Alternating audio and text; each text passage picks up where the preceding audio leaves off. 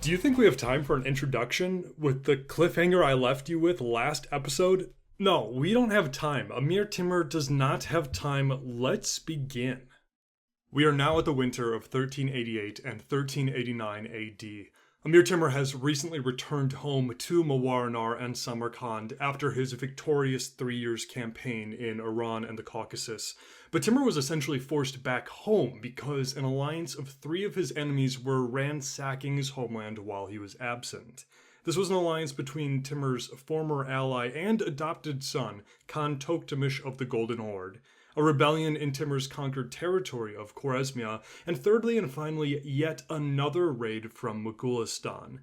Amir Timur's capital was almost destroyed. His son was almost killed. His empire almost overthrown, but Amir Timur did what he does best. He raced home with the might of his army. He scared the Mughals away, scared the Golden Horde off, crushed the rebellion in Khwarezmia, and as the winter of 1389 began, everything was fine. But everything was not fine, because Khan Tokhtamysh hadn't left. No, instead, he had been gathering and sending for the might of the entire realm of the Golden Horde, had marched back into Timurid territory, and was now on Timur's doorstep. Meanwhile, Timur had dismissed pretty much his entire army. His emirs and tribes returned to their homelands. His 2 most trusted generals, his sons, the princes Miran Shah and Umar Shaikh Mirza, they had gone back to govern their respective lands. Aside from a small retinue of guards and soldiers and Samarkand's garrison, Timur was alone. Amir Timur is in his capital, spending his winter by delighting himself with the women of his vast harem, the delicious wine of his land, the many construction projects he was planning, when a messenger arrives to Samarkand. The guards of the city immediately bring him to the emir, and the message is given to the court. The enemies of the realm are here. In the middle of winter, the entire host of the Golden Horde is here right in the north. Even now, their vanguards and scouts are crossing the Sir Darya River straight into the beating heartland of Timur's empire. 170 years prior to this, in the year 1219 AD, Genghis Khan had crossed this same river, the Sir Darya River, or Jakartes as it's sometimes called in the West. He had crossed this same river, invading and bringing on the destruction of the Khwarezmian Empire. And the ruler of the Khwarezmian Empire, Shah Muhammad II of Khwarezmia, fled. He was vastly outnumbered. He abandoned his people to the wrath of the Mongols and died on the run in obscurity on a remote island in the Caspian Sea. And maybe you can't blame Shah Muhammad too much. I mean, maybe he was just trying to live to fight another day, but one thing is for sure, Amir Timur is no Shah Muhammad. Timur doesn't run. He doesn't prepare the city for a defensive siege. He doesn't wait for the winter to end. All of those ideas may have been the wiser decisions, but we know that none of those fit who Amir Timur is. And I'll just let the concise words from Yazdi's Zafarnama to tell us what happens next. The emperor had no sooner heard of it that he departed from his capital at the head of the troops of Samarkand and Kesh. Amir Timur rides to battle. He doesn't have his vast tribes numbering in the tens of thousands. He doesn't have his sons. He doesn't have the vast majority of his trusted emirs. All he has are the soldiers of his capital, Samarkand, and his esteemed home city of Kesh. Now, yes, these were probably some of his most trusted, most veteran men. Men who had served Timur for a long time, maybe even back before he was Amir, back when he was a mercenary and a brigand. But even so, this is absolute madness. This is tactical suicide. Timur is leaving a defensible position with a vastly inferior force without reinforcements in the middle of winter. And we know that it's the middle of winter because of the timeline of things, but also because Yazdi includes the nice little details that Timur's men and their horses are slowly starting to freeze to death, and that the snow has reached as deep as the horses' bellies in some part of the road. But Amir Timur pushed them on nonetheless. And everybody knows this is surely a mistake. Timur's most trusted advisors, some of the most learned and most intelligent men in the world, wise men who have no job but to be wise, they fall on their knees before Timur, begging him not to do this, begging him to stay in Samarkand, wait for the spring, wait for the vast hosts of your realm to reinforce you. But they have no such luck. The Emir has made up his mind.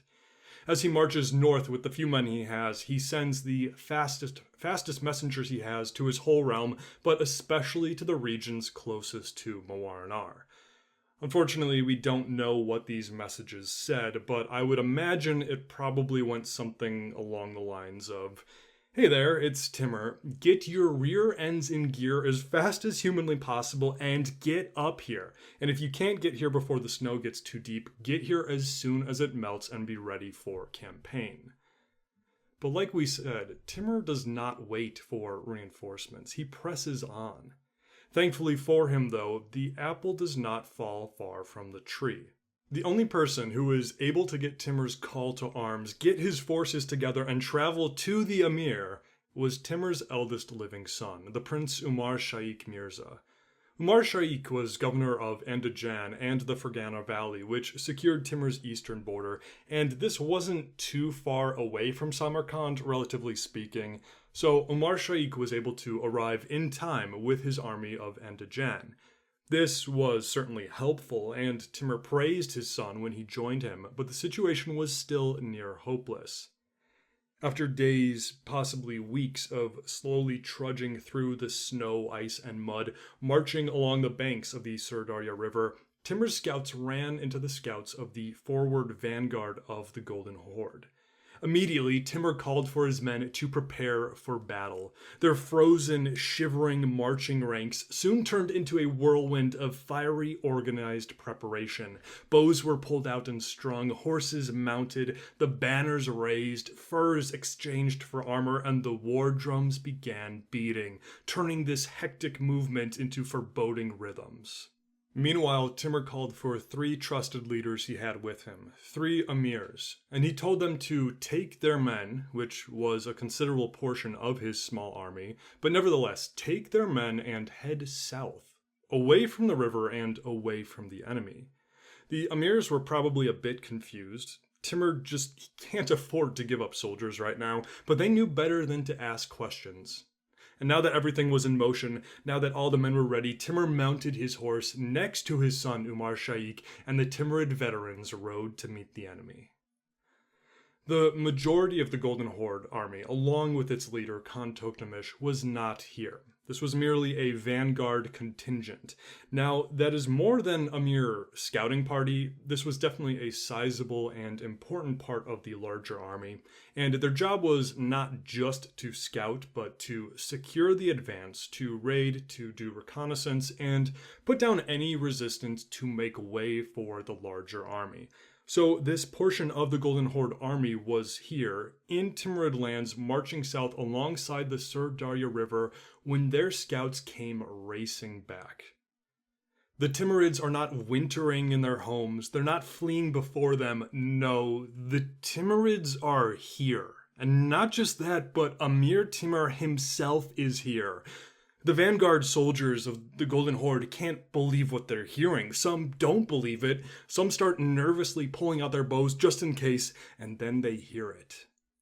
Boom, boom, boom. The distant growling, the sounds of the war drums. Pretty much all of our sources, Turkish, Ottoman, Egyptian, Georgian, Timurid, European, what have you, they all at one point or another mention the war drums used by Timur's army. Drums that announced the arrival of the Prince of Destruction. And these war drums were beating right now, barely audible above the howling of the wind. Maybe it was just the beating of their racing hearts. Maybe they were just mishearing. But no, every minute that passed brought the drums closer, and then the symphony only grew louder. A whinny, and then another. The indistinguishable sound of horses, lots of horses, horses braying in delighted anticipation. I've worked a lot with horses, and they are absolutely incredible creatures. And sort of similar to dogs or cats, there's a special connection that horses have with humans. And it's more than just a beast of burden work connection, it's something special. Maybe forged through the thousands and thousands of years that we've partnered with horses, I don't know. But I spent a few years getting to know several horses, and they're amazing. They can read you like a book, they know your emotions, they can anticipate what you're about to do, they get excited to see you, they help you. Horses are awesome. But if you've spent 5 minutes with horses, you will quickly realize that they can be skittish creatures. And there's an old saying that I'd hear around the barn, and that is that horses are only afraid of two things: things that move and things that don't move. They get surprised and scared so easily, and that's usually where injuries can happen with humans or with the horses. Because horses can forget that they weigh, 2,000 pounds or whatever. They see a leaf blowing across the ground, freak out, and then run right into you. As such, you have to train them to trust you, to trust the other members of their herd, the older horses, trust other humans, and above all, you have to act how you want the horses to act, because they will follow your emotional lead. If you're scared, they will be scared. If you're happy, they will be happy. If you're lazy, they're lazy, etc. And when I was in college, my big senior year research project was on this partnership between horse and rider in military history, particularly in regards to the campaigns of Alexander the Great. But whatever, one thing that you'll come across all throughout the history of cavalry, whether it's ancient history or early modern, are these accounts of the horses getting excited about battle, as their riders get that excited, nervous, overwhelming energy as their human body prepares for battle and the human survival instinct, all the alarms are going off. The horses are matching this energy. And similarly, yes, there is always terror in battle, and the terror of horses in battle will always match humans and is always prevalent in mounted military history. But so too, as some men are overwhelmed with terror, some men enjoy battle, enjoy the adrenaline rushes. And there are so many accounts of horses enjoying battle, enjoying the charge, enjoying the dance of battle and all that entails. And so, the symphony of destruction grows. The boom, boom, boom of the war drums, the excited, almost manic neighing and braying of the horses as they push forward against the reins, as eager as their riders to crush the enemy. The Timurids have arrived.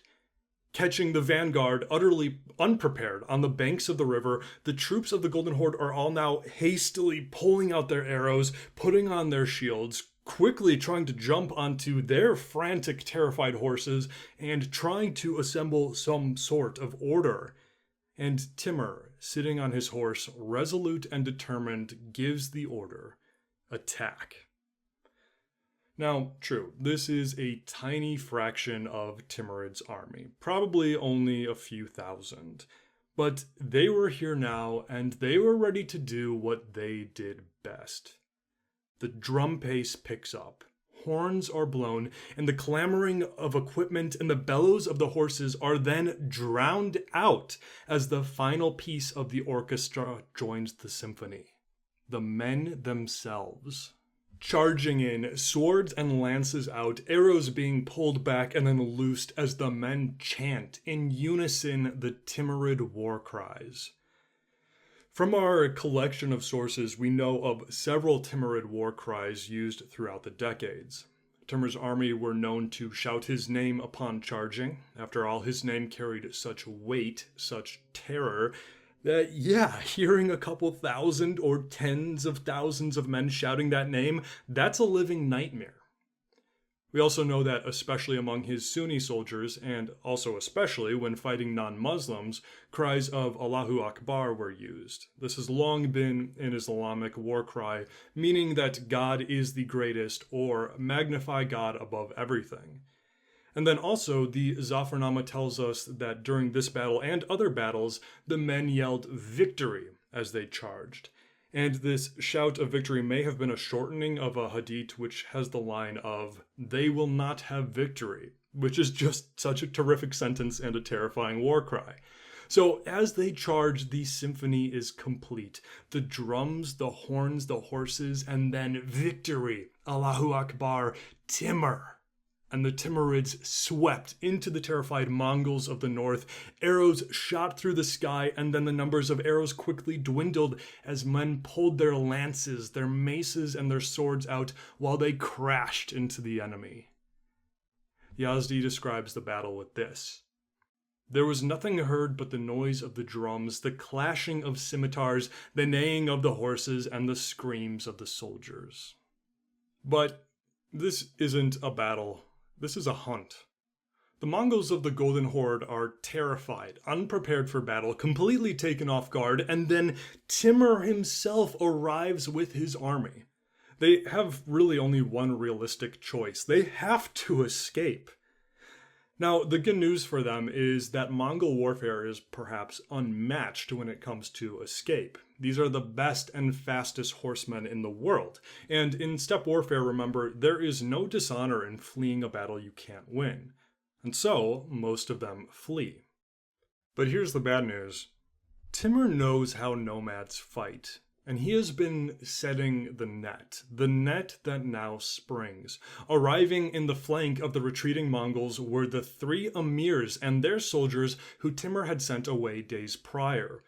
Timur knew that if you're going to fight nomadic armies, you had to pin them down. And in order to pin them down, you had to be able to surround them. And here the trap worked perfectly. The Golden Horde Mongols were caught between Timurid forces from 2 opposing directions, their only escape now being to try and cross the Sirdarya River to safety. Many of them attempted just this, driving their terrified mounts into the waves, or throwing themselves in and stripping off their armor and equipment to avoid sinking. But it's January. The freezing waters cut into the men as the torrents overtook them. Countless Mongols drown or freeze to death. Those who don't brave the river now have 2 choices: stand and fight or surrender.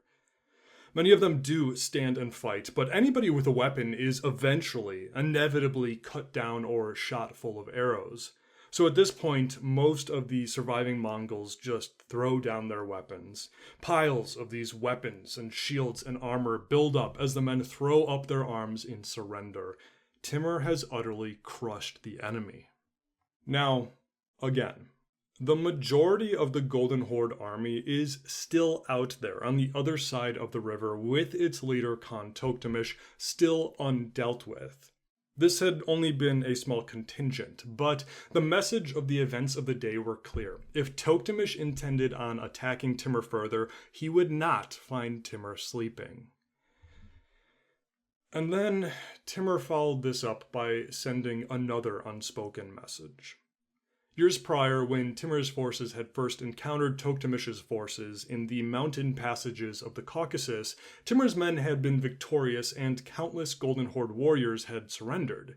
Feeling a kinship with them and having sympathy for their Khan, Timur had let all of them leave unscathed. He even furnished them with gifts and supplies for their return journey. Their only instruction was to warn their master not to make the mistake of attacking Timur again. Well, the warning had clearly gone unheard. And who knows, maybe some of the men Timur had spared years prior were here now, captured again. So Amir Timur had learned his lesson. He decided to send a new and different warning. The prisoners were stripped of all their weapons and equipment, rounded up, organized, and put into ropes and chains. Now unarmed, captured, and unable to escape, the Mongols of the Golden Horde watched with terror as the Timurids again unsheathed their scimitars. The groans of wounded soldiers and the grumblings of captured men soon turned into screams and cries and pleas. Timur's men systematically and efficiently went down the lines of chained men, forcing them to their knees, and in quick, expert movements sliced their heads from their bodies. Pleas were ignored, desperate promises unheard. Every single captured Mongol was decapitated. Only a single man was spared. One of the Mongols had shouted to his guards that he was a man that Amir Timur would want to be spared. And thankfully for this man, the Timurid soldiers listened. They took him from his doomed comrades and brought him before the Emir. The man flattened himself before Timur and then gave his plea. He was Ayirdi Birdai, learned scholar and chief secretary to Khan Tokhtamysh. This claim was soon confirmed, and Timur spared the man.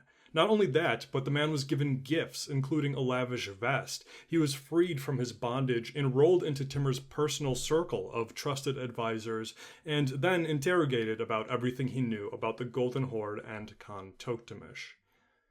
But now, whether Amir Timur or Khan Tokhtamysh wanted it, winter was fully here. And even if they had wanted to, further troop movement was just pretty much impossible. So Timur spent the months of January and February of 1389 at a nearby town with his men and spent the time planning for his next move.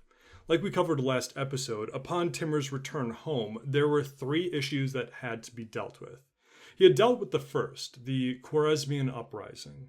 Their capital of Urgench had been wiped off the face of the earth and their people put back in their place beneath the Timurid yoke. But that still left 2 issues. Yes, Timur had defeated the vanguard of Tokhtamysh's army, but the main force, as well as the Khan himself, was still out there, somewhere beyond the Sirdarya River in the Great Plains of the North, just waiting.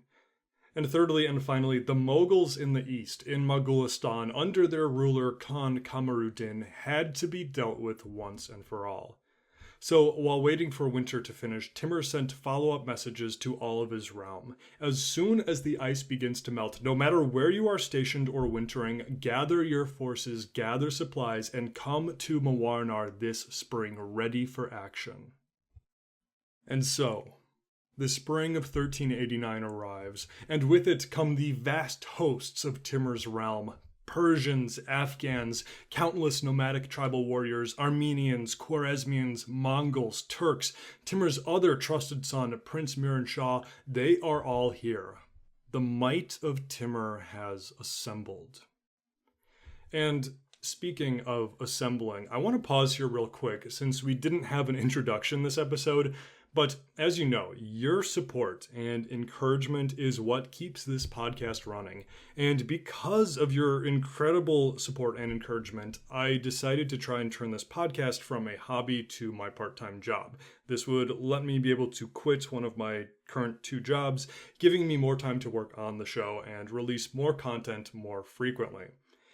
And honestly, I don't know if I ever believed that was feasible, at least not at first, but I do now because of you. You continue to utterly surprise me with support. So again, thank you for your donations, your emails, your messages, your encouragement.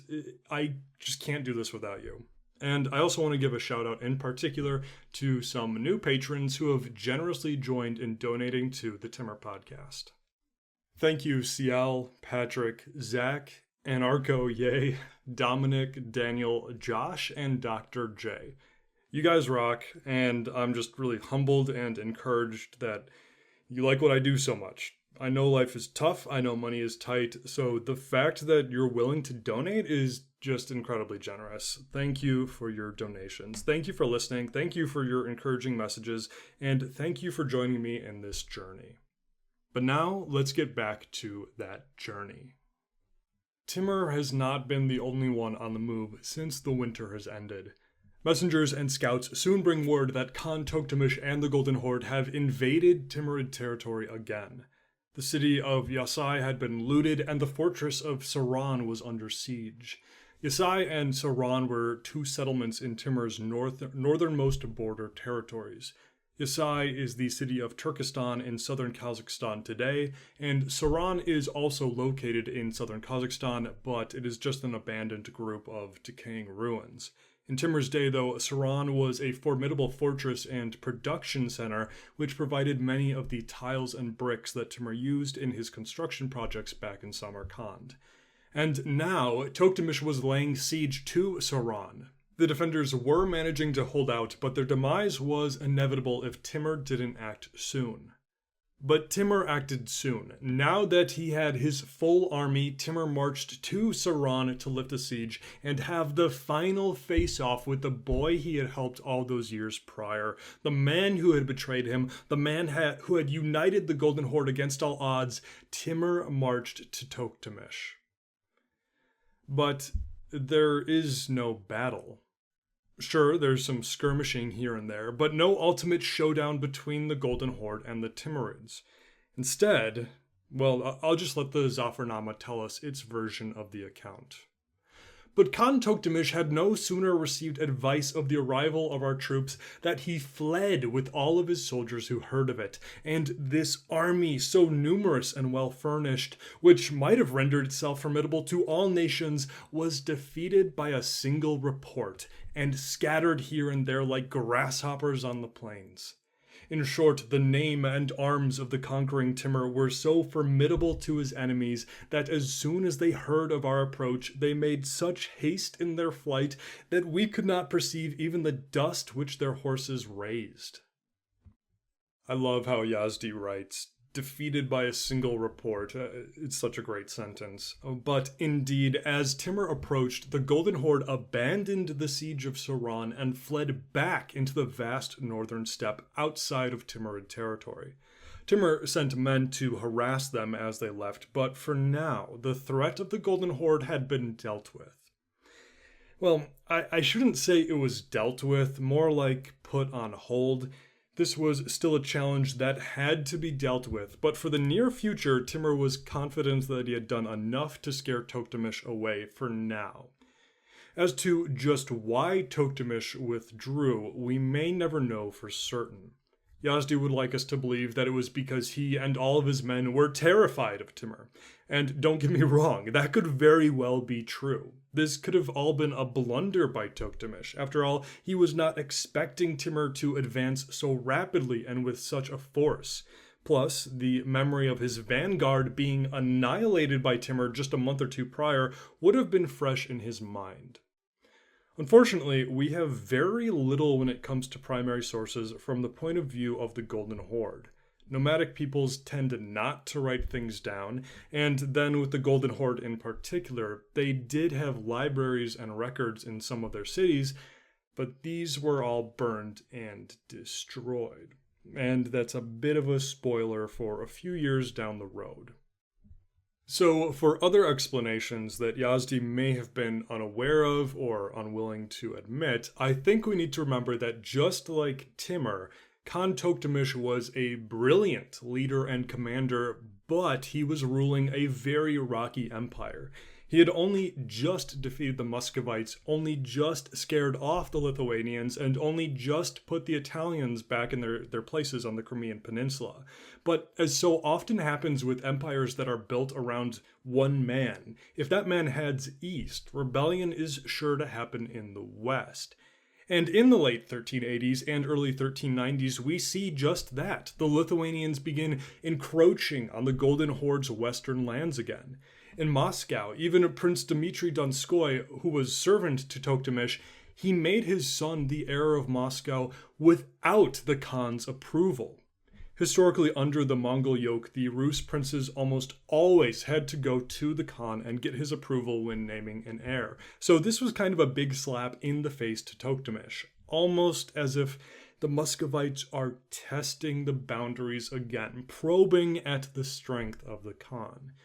So, like most things in history are, I think Khan Tokhtamysh's withdrawal was probably due to many factors. His men were probably sick of war, especially after being deployed through winter. His western territories needed to be reminded that he was the Khan and rebuilder of the Golden Horde. And finally, the concept of retreating in steppe warfare, again, it doesn't hold the same connotations that it does in the West or the Far East. For these nomads, hit and run was a lifestyle. There was no shame in living to fight another day. And yeah, fighting Timur with his full army in Timurid land was probably stupid. Thus, Khan Tokhtamysh in all likelihood made the right decision. Return home. Matters with Timur can be resolved later, but for now, fix your other problems. The duel between Timur and Tokhtamysh is far from over, but for now we are again forced to pause it. Meanwhile, in 1389, Amir Timur returned home to Samarkand and was forced to deal with a very similar issue to Khan Tokhtamysh. While Timur and his forces were up in the north, problems were brewing in the south. Several Sarbadar rulers in Iran had risen up in rebellion in Timur's land of Khorasan. So, real quick, let's do a recap. Many episodes ago, we covered Timur's first invasions into Persia in the early 1380s. And in Persia, or Iran, there were five main problems. There were five main powers, or problems for Timur, I suppose. And we called these the Big Persian Five. One of these in northern and central Iran were the Sarbadars. The Sarbadars were a loose confederation of various towns and tribes. Some historians have painted them as proto-communists, others called them basically robber barons, others say it was an Islamic heretical movement, and in all honesty, it's probably unfair to lump all Sarbadar movements into one category. They were a loose, very loose conglomerate of many different peoples with many different ideas and goals, etc., but they did, for the most part, follow the leadership of one man, a man named Ali Muayyid. And back in 1381, Muayyid was in a bad position. He was being attacked from the northwest by Amir Wali and from the east by the Kartids of Herat, a two-front war. So, as we covered a while ago, Muayyid asked Timur for help, and Timur agreed. The Sarbadar lands were thus annexed by Timur pretty much bloodlessly and incorporated into the growing Timurid realm. And because of this peaceful agreement, Timur gave certain Sarbadar cities tax-free statuses. Muayyid was given a prominent leadership role in Timur's growing empire and army, and Sarbadar soldiers would become famed soldiers in Timur's army. They notably filled many of the infantry roles that paired great with Timur's primarily cavalry army. So, the Sarbadars actually flourished under Timur's reign. Their ruler, Ali Muayyid, had seemingly made the wise decision. While the rest of Iran was slaughtered, burned, and pillaged, the Sarbadar lands were not. For the rest of his life, Muayyid remained a loyal subject and soldier to Timur. But unfortunately, his life would not go on much longer. He was killed in the year 1386 when Timur's forces were campaigning in Luristan, part of Timur's 3 years campaign that we covered. Muayyid was honored and his family given all sorts of rewards, but leadership of the Sarbadar cities was then split amongst various members of Muayyid's family and other prominent Sarbadar families. And given that situation, and given a couple years to cook and stew, and add to that Timur and his army are now far away in the north, well, perhaps unsurprisingly, some of these Sarbadar rulers declared themselves independent. This rebellion was led by the cities of Kalat and Tus, which are both in northeastern Iran today. And this was an area that was technically a part of Timur's empire that he had put his son, Prince Miran Shah, in charge of. And I'm just noticing that's a terrible sentence, but we're going to move on. Thus, Timur told his son, go take whatever men you need and solve this problem. So Prince Miran Shah did just that. He began by first taking soldiers to Timur's capital of Samarkand. Remember that Timur often brought back political hostages to Samarkand, and they were usually treated quite well so long as they did their job and did not cause problems. Some of them even flourished under Timur's reign, but in the end they were still political prisoners. As such, many Sarbadar nobles and rulers had been brought back to Samarkand years prior, but now it didn't matter if they were tied to the rebels or not, they were royal Sarbadars, and Miran Shah rounded them up and executed any that were in the city. Next, Miran Shah traveled with his army to Khorasan to deal with the rebels, and we aren't given the details of the campaign. All we know is that Miran Shah was utterly successful. The rebellion was crushed. A rebel army did put up some resistance, but Miran Shah surrounded it, and in the words from the Zafarnama, they found themselves taken like birds in a net.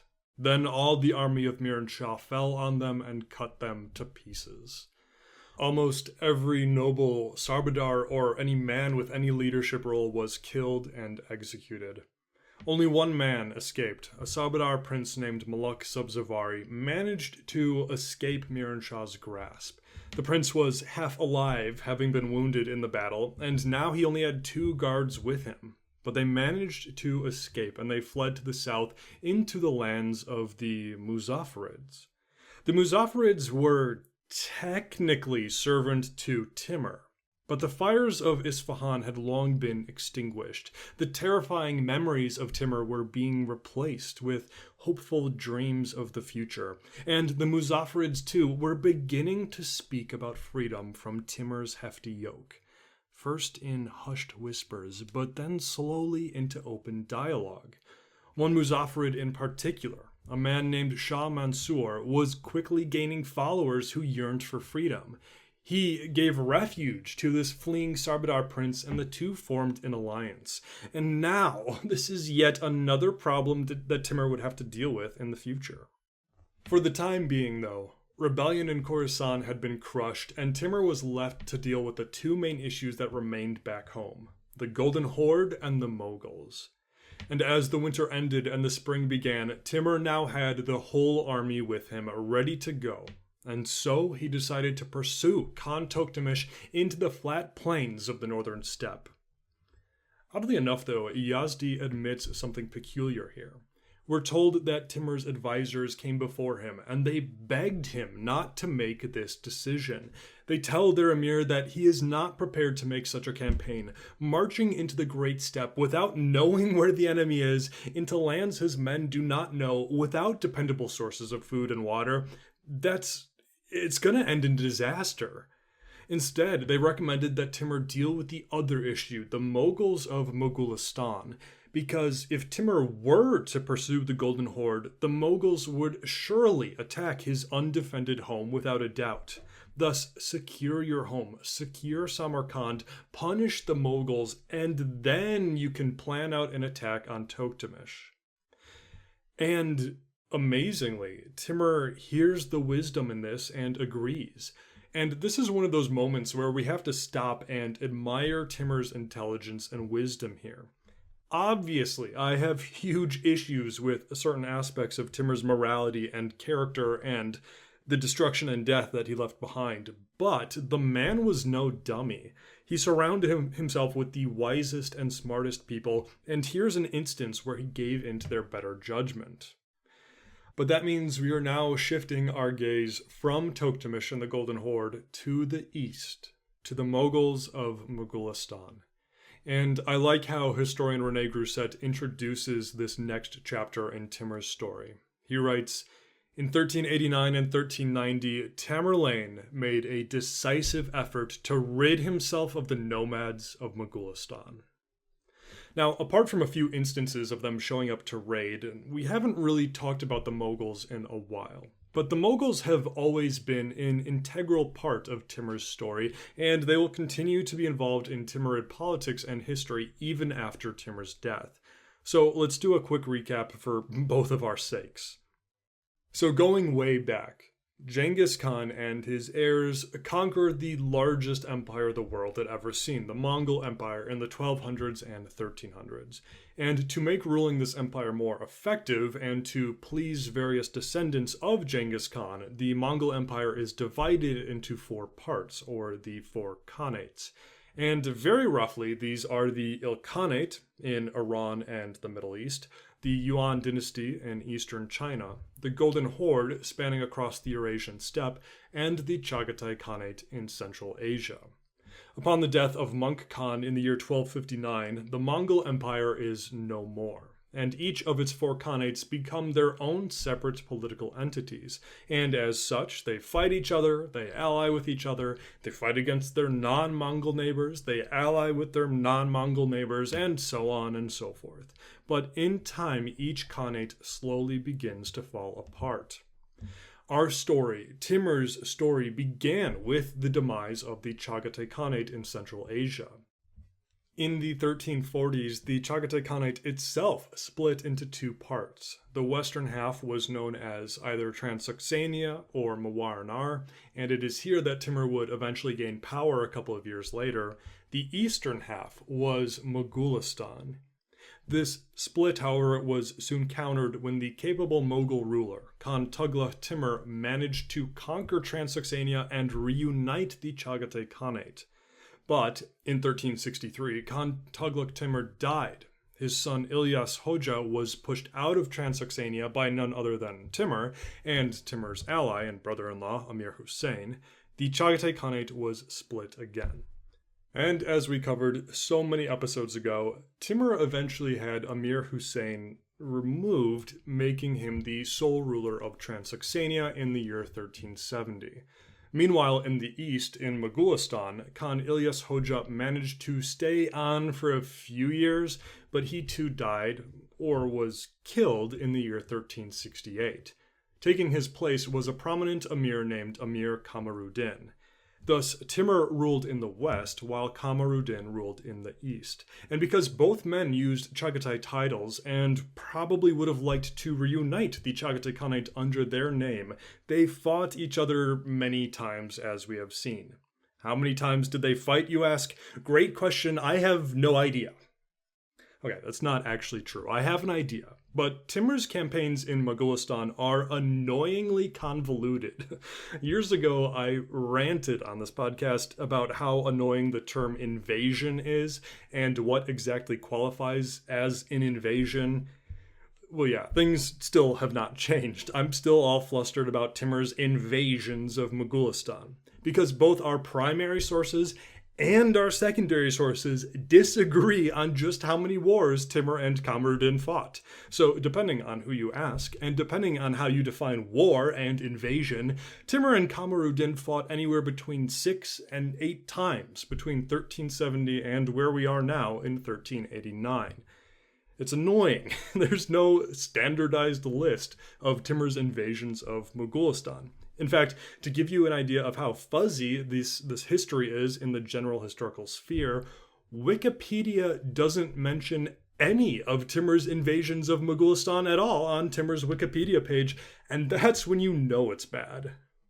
But whether it's 6 or 7 or 8 invasions, we've covered all of these wars and invasions throughout the scope of this podcast so far.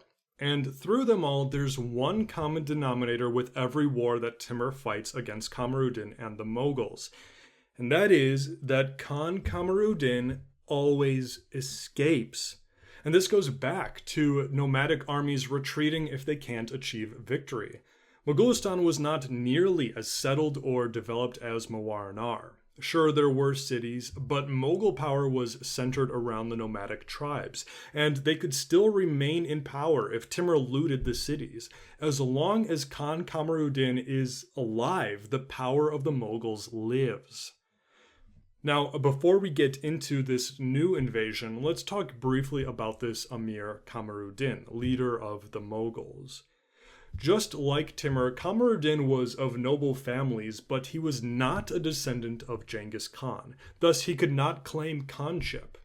Now, he was the most powerful Mughal. On his father's side, he was ruler of the Duklat clan, which was the most powerful Mughal tribe. And on his mother's side, he had a lineage going back to some of the first Arab soldiers who had fought for the Prophet Muhammad. So he has a great resume. Not only that, but he had seized power in Moghulistan by eliminating any potential rivals. The previous Mughal Khan, Khan Ilyas Hoja, died in 1368. He maybe died of sickness, but both Timurid and Mughal sources theorized that he was probably assassinated by this Amir Kamaruddin. And there's all this political intrigue about how Kamaruddin had been overlooked years prior by the Mughal Khanship when the Khan was handing out governor roles. Thus, Kamaruddin had held a grudge and waited for a time to strike at the Khan and take leadership for himself. With Ilyas Hoja dead in 1368, either from assassination or from sickness, Kamaruddin now was the most powerful man in Moghulistan, and he quickly acted by announcing that even though he didn't have the correct lineage, He was the new Khan of Moghulistan, and because this decision was not too popular and very unorthodox, Kamaruddin backed it up by killing every last possible male heir to the royal line. The last Khan to rule both parts of the Chagatai Khanate, Khan Tokhtamysh, had, according to tradition, as many as 18 sons. And when Kamaruddin took power, he had found all of them and brutally executed every single one. He now stood as sole ruler, as Khan of the Mughals. Now, a reoccurring issue with Timur's history is that we only have a few good sources. And these sources are all biased one way or another. They sometimes contradict each other. Actually, they often contradict each other, and sometimes they just don't give us any information at all. And other than Timur's early life, his wars with Kamaruddin and the Mughals are possibly the most convoluted history, as I said earlier. And part of the reason for this is we have basically nothing from the Mughal point of view.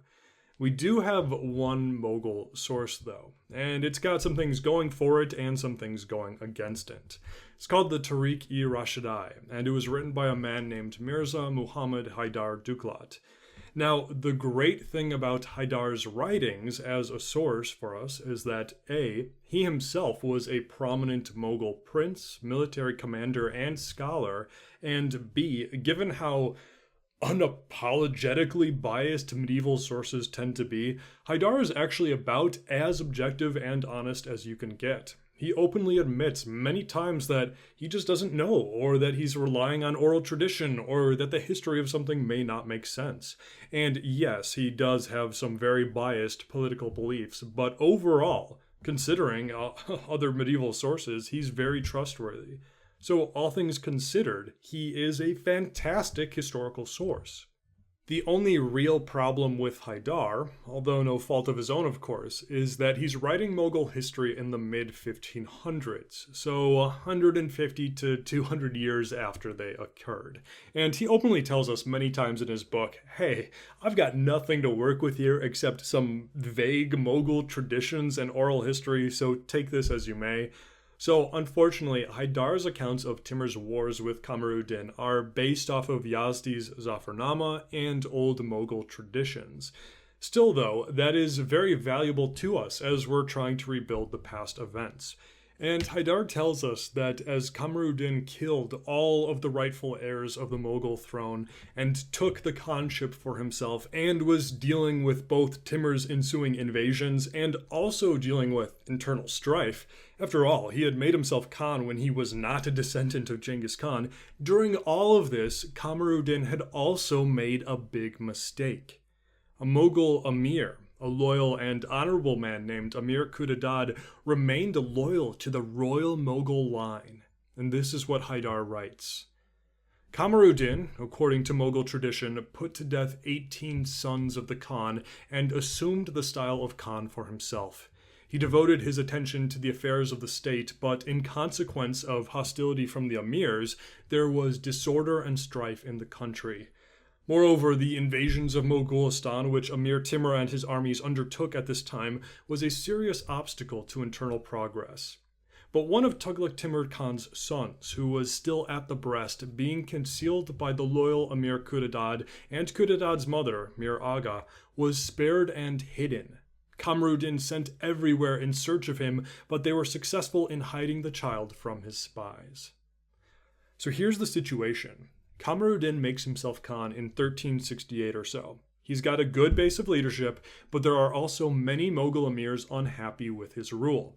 Then you've got anywhere around 6 to 8 times that Timur invades Moghulistan in the 1370s and the 1380s.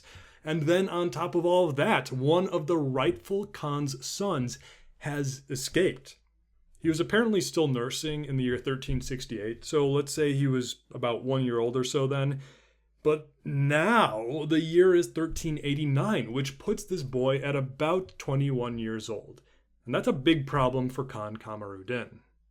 So now that we've covered a bit of backstory with Kamaruddin and the Mughals, let's get back to the narrative. The year is 1389, and Timur invades the Mughals.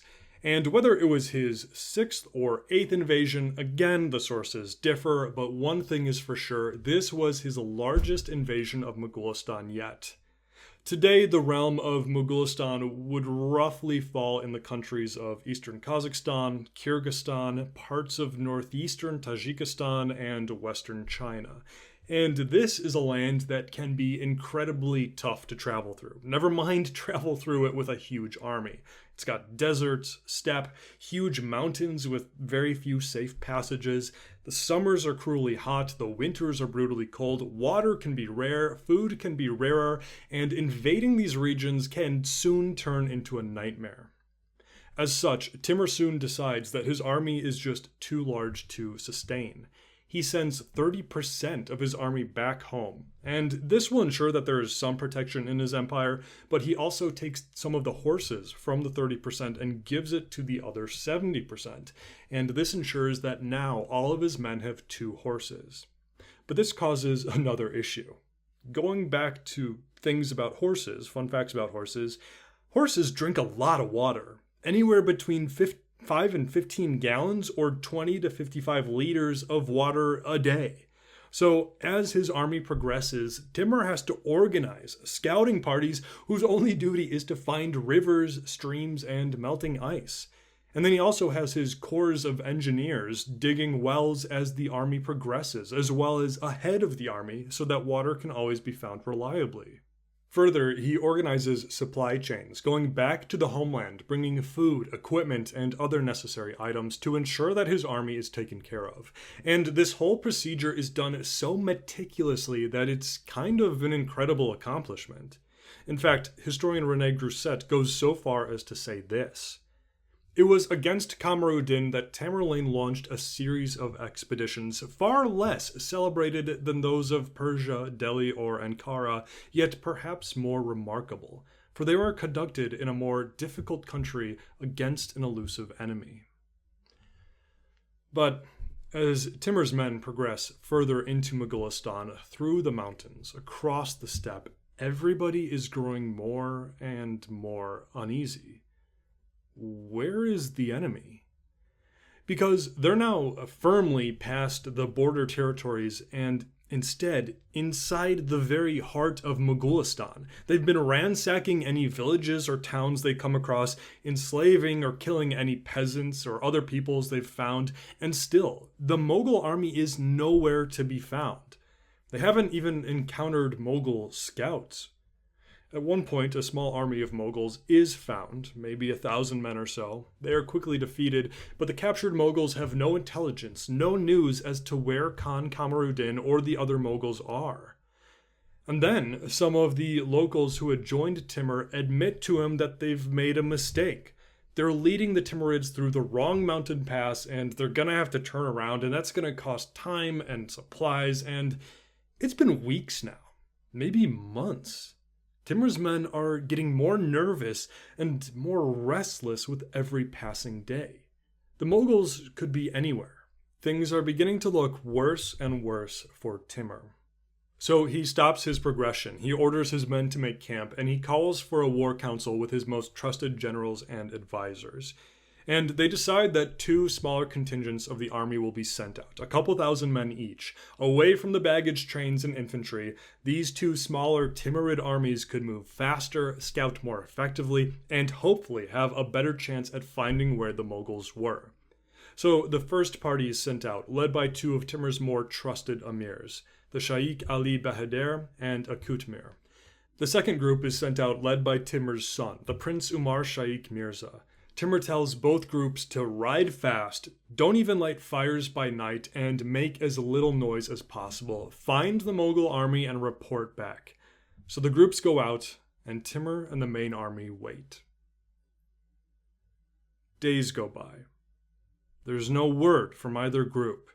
And there's no doubt that at this point the anxiety of the men, probably of Timur himself, kept on slowly growing. Finally, though, Timur's son Umar Shaykh returns. He tells Timur that they had encountered a small Mughal army and destroyed it, took many prisoners and slaves, and had cleared the area, but the main Mughal forces had still not been found. Timur praises and rewards his son, but there's an issue. The two emirs that Timur had also sent out had not returned. There was no word from them. So Timur sends Prince Umar Shaikh out again to find them and bring them back before they can decide on their next course of action. So the prince and his men head out again, and of course, as soon as the prince leaves, like the next day, the two emirs return from a different path with basically no news to report. Prince Umar Shaikh, on the other hand, encounters another smaller Mughal army. The Timurids are ambushed, but the leadership of Timur's son holds them together. They defeat the Mughals and return to Timur with more plunder and slaves. So, nothing terrible has happened to the Timurids, but this is going too slowly. Any day could bring word that Timur's homelands are being invaded, or rebellion has sprung up, or the army is refusing to march further. Timur has to find the Mughal army. And so, Timur decides to make a big gamble. He divides his entire army into many smaller contingents and sends them out in all directions, fanning out like an infestation. This makes his men much more susceptible to ambush and defeat, but it also means that he can destroy the country much more efficiently and has a better chance of finding the Mughal army and Khan Tokhtamysh. Meanwhile, Timur himself will lead the slower portion of the army, the infantry and the supplies and such, and take over any cities or towns they encounter. Thus, the Timurids spread through Moghulistan like a plague of terror. Anything that could be looted was carried off. Anything that could not be carried was burned or destroyed. Anybody who was found, whether soldier or civilian, was killed or enslaved. Yazdi in the Zafarnama describes the operation with this. They made inroads in all directions, both to the left and to the right, pillaged everything they met, and put to the sword all the enemies they found. Wherever they met any of their enemies, they destroyed them or brought them away captive and laden with chains. Our soldiers who had distributed themselves into all parts gave no quarter to any one inhabitant of Moghulistan, and they took possession of an infinite number of horses, camels, sheep, and other beasts, and an abundance of both sexes of slaves. And that's coming from Yazdi, our most pro-Timurid source. But another one of our sources, Ahmed ibn Arab Shah, our most anti-Timurid source, he echoes the same thing. Arab Shah was a Syrian who had never traveled into Moghulistan, but he heard the stories years later from men who had been there with the invasions, and Arab Shah recounts their accounts with this. They, that is the Timurids, went into Moghulistan, leveling valleys and low-lying places, and built several forts equipped for purposes of plunder and devastation. And fear of Timur spread through the countries of the Mughals and the Katais, especially when they had marked the deeds of violence which he had committed everywhere. All of Moghulistan was being destroyed. And sure, smaller Mughal armies and tribes were found and defeated, but Khan Tokhtamysh and the main Mughal army was still nowhere to be found. We're told that one of the contingents of Timur's army made it all the way to the Irtysh River, which marked Moghulistan's northeastern border, which means Timur's armies have permeated throughout almost all of the Mughal lands and still haven't found the main force of the enemy. Finally, though, after weeks, one of Timur's armies returns, and they bring word. They found the enemy. This Timurid force was made of mostly allied Turkmen, and they had encountered the Mughal army a few days prior. The two forces engaged in chaotic battle, and were told that they fought for 48 hours straight. Whether that was actual battle or prolonged skirmishing, we don't know. But we're told that neither side was able to secure victory. As such, they met together on the third day, and during this meeting, the Mughal Khan agreed to have a momentary ceasefire with the Timurids so that both sides could recuperate and bury the dead. The Timurids, of course, wasted no time to return back to Timur with all haste to report to him that they had found the Khan of the Mughals. But something didn't add up. This was not Khan Tokhtamysh. This was somebody else entirely. Well, it turns out that while Timur was engaged in this massive invasion of Moghulistan, the reason why he couldn't find the Mughal armies was because the Mughals were engaged in a civil war. the 19th son of the royal Mughal line, the one who the loyalists had hidden from Khan Kamaruddin way back in 1368, well, he had returned. The Mughal loyalists had finally deemed the time was right for Kamaruddin to be overthrown and for the royal Mughal line to take back its rightful place. And this man, this rightful Khan, was named Khan Khirzur-Khoja. So the Mughals had all taken sides, some backing Khan Kamaruddin and some backing Khirzur-Khoja. And meanwhile, Timur was invading with all of his army. Moghulistan was an utter mess. So Timur still has no idea where Khan Kamaruddin, but his men had just fought with Khan Khirzur-Khoja, and to Timur this didn't matter. A Mughal Khan was a Mughal Khan. He would simply deal with both of them. So Timur sends word to all of his army contingents nearby, alerting them that a Mughal army has been located and to come support Timur's army in battling him. And then Timur marched onwards and met the Mughal army of Khan Khirzur-Khoja. And as soon as the Mughals see the banner of Timur's army, they flee and they scatter. The young Khan had probably listened to his old veterans who probably had fought Timur in past invasions and decided that now was not the time or the place to face Timur. But all of this was according to Timur's plan. Timur hadn't just spread out his army in order to find the Mughals. No, this strategy also meant that he had small army contingents everywhere, meaning the Mughals are surrounded. And as they fled Timur's forces, they unexpectedly ran into all the other arms of the Timurid army. Yazdi describes the terrifying scene with this. Many Mughals tried to escape by the way that Timur had come from, but they met the Prince Umar Shaikh Mirza here, who caused them all to be slain and then pillaged their bodies. Another group of Mughal fugitives, which followed another road to escape, was met and cut to pieces by the Amir Gahansha and the Sheikh Ali Bahadur. To defeat nomads, you have to surround nomads, and Timur had brilliantly succeeded in doing just that. The Mughal army of the young Khan Khirzur-Khoja was soundly defeated. Khirzur-Khoja survived, but he was forced to flee into the Gobi Desert to escape with only a small group of supporters. After this battle, Timur's men continued to burn and loot Moghulistan. The Prince Umar Shaikh Mirza found another smaller Mughal army, defeated it, and beheaded its leader. Most of the cities of Moghulistan, few in number though they were still important trade hubs. Timur took many of them and sacked them. In the autumn of 1389, Timur gathered his army in the center of Moghulistan, and they celebrated. All of Moghulistan lay in ruins. The new Khan Khirzur-Khoja, had fled. Any resistance had been destroyed, and now it was time to celebrate. The Timurids lay out their tents, and in the heart of the land of the enemy, sent the message that they had won.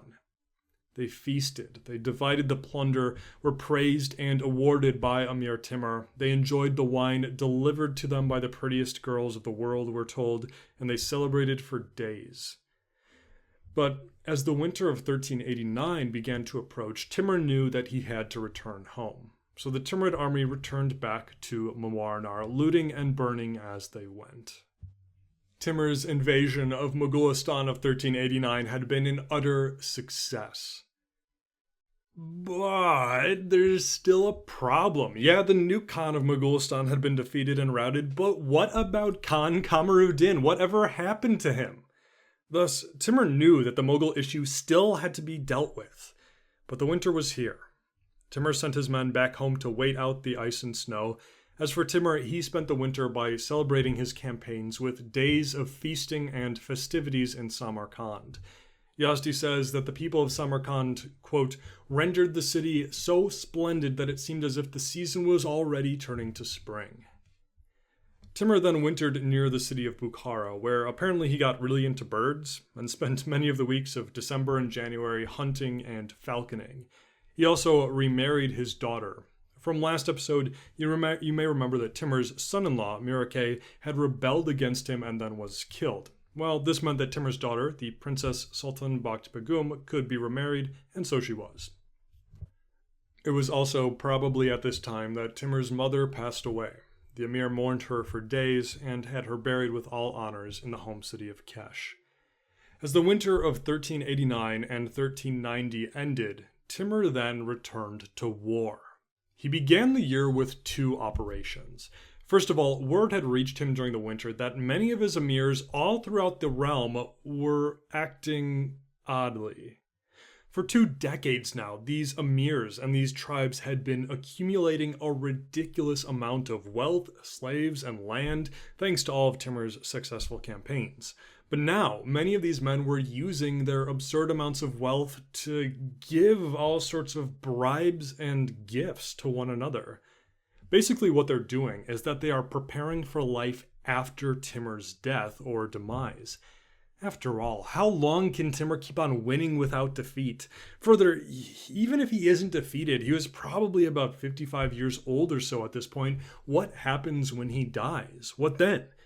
So the back rooms of Timur's empire are already full of men forging alliances, pledging loyalties, seeking allies, not in rebellion against Timur, but simply preparing for what happens after Timur.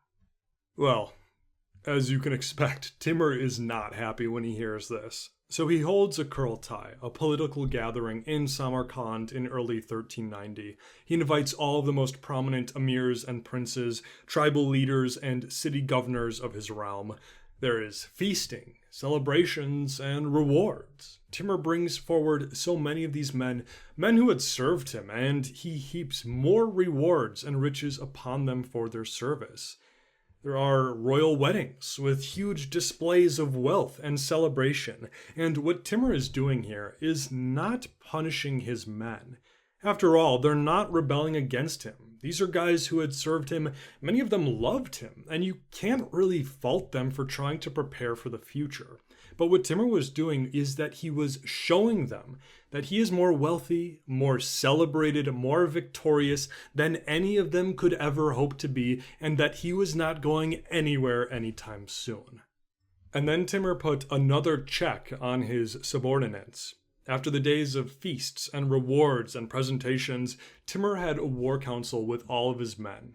And before them came a host of scribes, scholars, mathematicians, tacticians, a virtual army of all the learned men that Timur had accumulated around him. And these educated and wise men began issuing orders to every emir, every governor, every military leader, and with each order was a curated list of demands.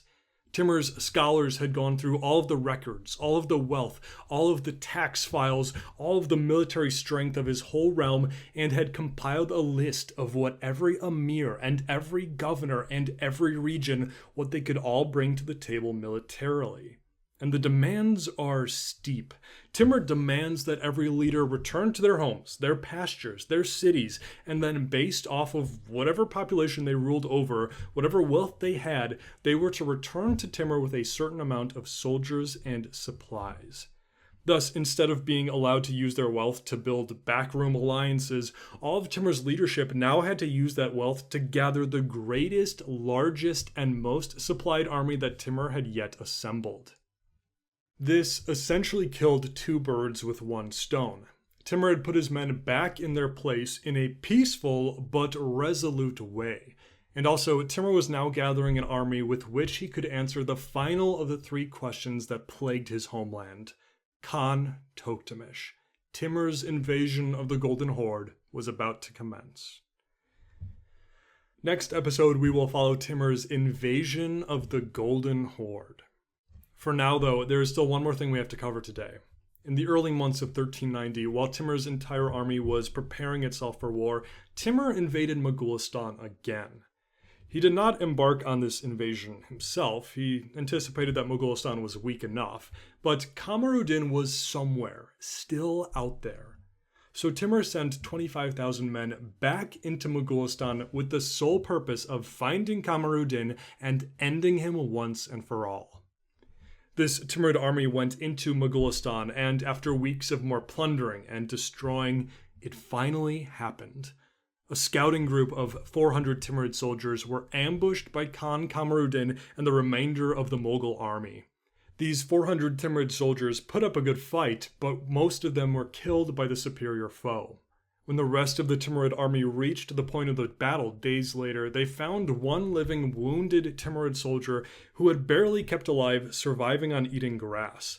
But he informed his comrades that he had seen the direction that Kamaruddin had traveled, so the Timurids engaged in hot pursuit, chasing the Mughals all the way to the Irtysh River, the very edge of Moghulistan. And it is here that we find ourselves with a historical mystery, a mystery we'll probably never have the answer to. Khan Kamaruddin of the Mughals is never defeated, never killed. He simply disappears. Disappears from his enemies, disappears from his people, and disappears from history, never to resurface again.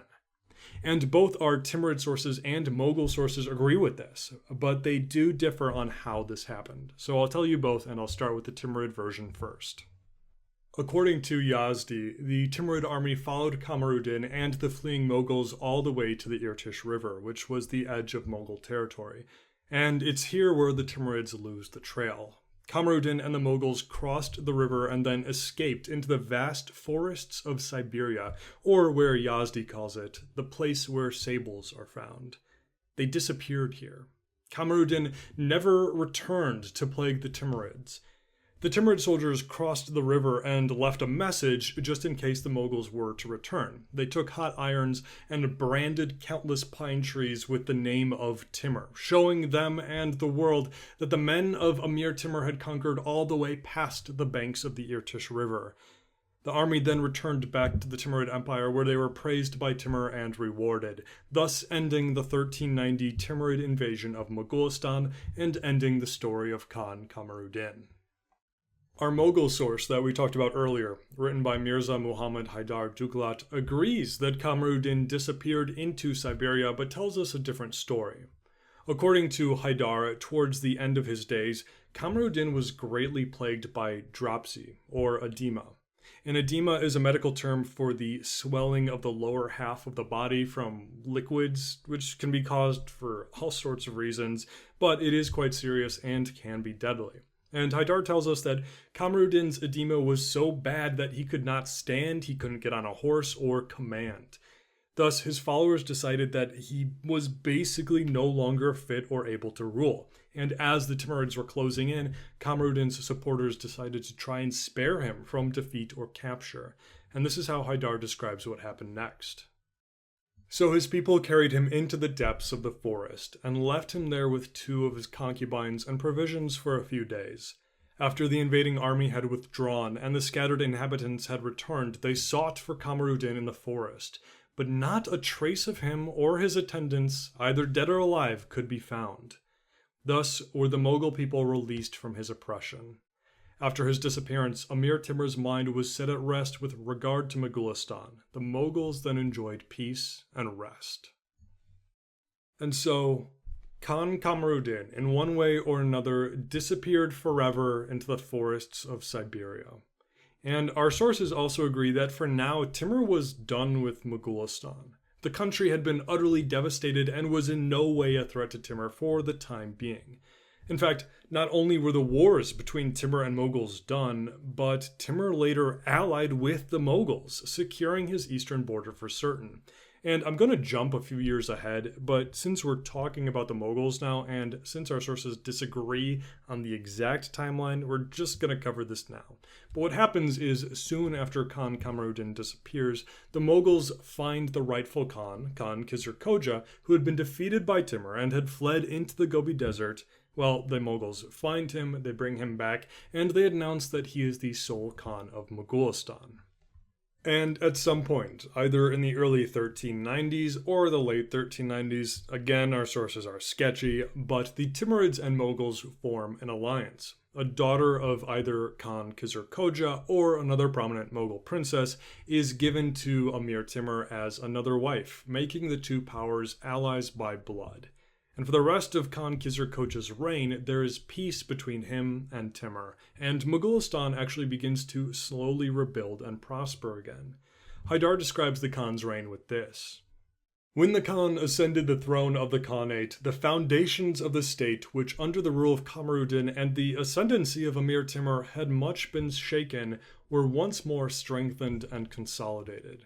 Old customs and rites which had fallen into disuse or oblivion were revived, while the affairs of the kingdom and the business of the nobles were restored to order.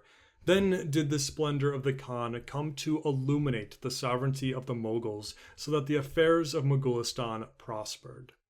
And by all accounts, Khan Khizr Khoja was a good and capable ruler who kept Moghulistan at peace with the Timurids, and managed to rebuild the realm and even expanded it by waging holy war against pagan and Buddhist and Christian Uyghur peoples of the East, converting many of them to Islam. Thus, for the time being, the issue of Moghulistan had been soundly answered. They would cause Timur no more issue, at least in the foreseeable future. The Mughals were defeated, the Khwarezmian rebellion had been crushed. This left but one issue with the three disasters that had befallen Timur's homeland: Khan Tokhtamysh, the Golden Horde. But as the spring of 1390 arrived, so too did all of the emirs and governors and tribal leaders that Timur had sent out, and with them came the largest assembly of Timur's warriors that the world had yet seen. And as the Zafarnama coldly predicts, fate had marked on the forehead of Tokhtamysh Khan the misfortune which must necessarily happen to him. This has been the Timur Podcast.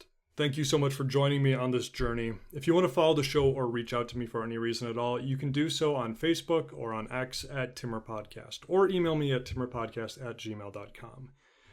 I've been terrible with communication lately. I've been busy at work and some other life things, so if you've sent me something and I haven't responded yet, I'm so sorry. I will soon. And also, if I sounded different or sounded worse this episode, I apologize. I've had this nasty respiratory infection the past 2 weeks, and I am getting better, but I can't seem to finally kick this thing. But the show must go on, and I wanted to get this episode out on time. If you want to become a patron of the show through donations, you can do so on patreon.com/TimurPodcast. And your donations mean the world to me. Thank you for your donations, your encouragement, your patience, and thank you for your time. Next episode, we will follow Amir Timur as he begins his invasion of the Golden Horde. This is arguably Timur's first real clash with not just a regional power, but a world power. And I will see you then right here on the Timur Podcast.